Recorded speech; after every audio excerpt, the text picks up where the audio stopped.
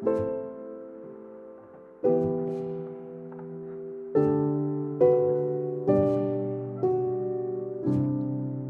everyone, I'm John Fenzel. We're here in Greenwood Cemetery in Bedford, Virginia. I want to talk to you about the Stevens brothers. On June 11th, Roy Stevens and his boat team returned to Dog Green on Omaha, landing this time without even getting their feet wet. In just 4 days, the beach had been transformed into a busy port. Thousands and thousands of reinforcements and armored vehicles were now pouring into Omaha. Red Cross nurses and medical personnel were brought in to treat the wounded and support the troops. Most of the bodies that had littered the beach had been buried in temporary graves, but here and there the tide brought in new ones from the invasion on D-Day 5 days previous. The sun was shining, the weather was good. Barrage balloons floated in the sky to prevent the air attacks from the Luftwaffe. As Stevens and his men left the beach, they passed a destroyed bunker off to their right. An American flag was draped over it. Roy Stevens and Clyde Powers decided that before joining their company, Company A, they should visit one of the temporary graveyards closest to them near the village of Colville-sur-Mer. They could not have been prepared for what was to come. They came across a work detail of German prisoners. A few prisoners spoke broken English, and they learned that the Germans had fled the American attack soon after the initial landings. Stevens asked them why had they stayed in their foxholes and fought to the bitter end. One of them replied, "Well, we got scared when we saw all the boats, so we just got up and we left." The graveyard was lined with several rows of crosses. Most of the crosses had a single dog tag over it.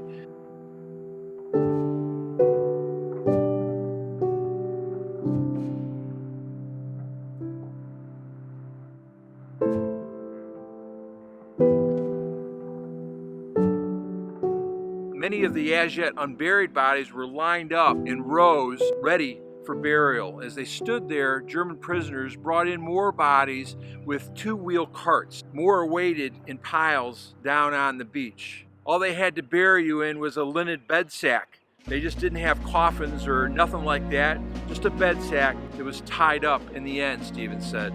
Stevens walked over to a section for men with family names beginning with an S. He scraped some mud off the dog tag. It belonged to his twin brother, Ray. Roy was in a state of shock and he was on his knees. The wind had nearly been knocked out of him. He was absolutely numb.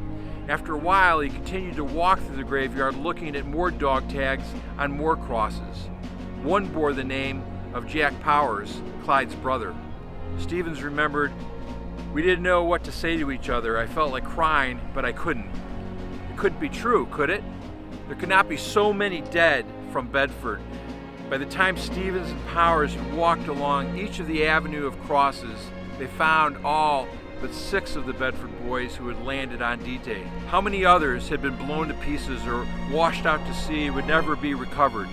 The bodies of the Company A men they discovered on Dog Green Beach included those of Master Sergeant John Wilkes and Captain Fellers, John Clifton, Clifton Lee, Tony Marsico, John Reynolds, Gordon Henry White, John Skenk, Bedford Hoback, Wallace Carter, Nicholas Gillespie, Grant Yop, Elmire Wright, Jack Powers, and Ray Stevens.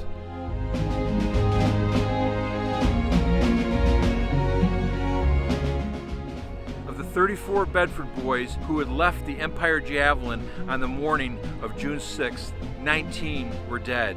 Stevens and Powers left the graveyard overwhelmed and dumbstruck by the tragedy. Stevens thought, why isn't it me? Why did my boat sink? Why should I be living when they have paid the ultimate price? And most of all, why in God's name hadn't he shaken his twin brother's hand on D-Day before dawn? Soon the shock and the guilt had turned to blind rage. He turned to Clyde Powers. He said, "Clyde, let's go. Let's get the men who did this." As he waited to jump off on another attack following his return, Ray Stevens received a letter from his parents wondering about him and Ray. He said, "I didn't want to write back. I still didn't want to believe that grave was my brother's. I still hoped he might show up." Roy finally wrote to his parents. He was alive, but he didn't mention Ray because He was just not able to tell them what he had seen and only gradually what he had come to accept. Ray had been cut down in the shallows of Omaha Beach along with so many of the other Bedford boys, friends and brothers. Most of them probably never got to fire a shot in their own defense. Let's go visit Ray Stevens. Here we go.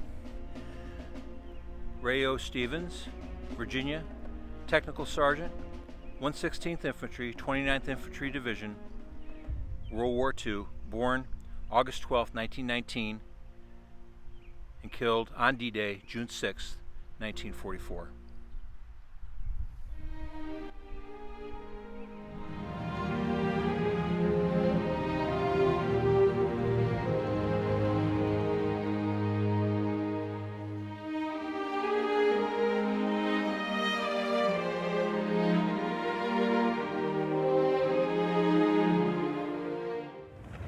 This is a farewell to my brother. I'll try to read it to you. I'll never forget that morning. It was the 6th day of June. I said farewell to brother. Didn't think it would be so soon. I had prayed for our future, that wonderful place called home.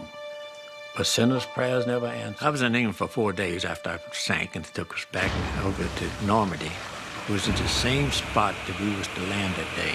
Boats was all piled up on one another. The bodies were still there. A company got slaughtered, and Ray, my twin brother, was one of those. I went on over to the cemetery where they buried him, and the first grave I came to was his. His dog tags had a piece of dirt on it, and I remember knocking it off, and it was his dog tags. I couldn't believe that. I couldn't think it could happen to him. But not only that, I found Captain Fellows, Hobacks, Powers, several others was killed from A Company. And like I tell you, if I hadn't, my boat hadn't sunk, I would have been in it too. Now, fellas, take my warning. Believe it from start to end. If you have a twin brother, don't go to battle with him. Written by Tech Sergeant Roy Stevens, Company A, 116th Infantry, APO 29. I don't hardly remember writing it. That's something. Yeah, quite a thing. That brings him back, that's 60-some years.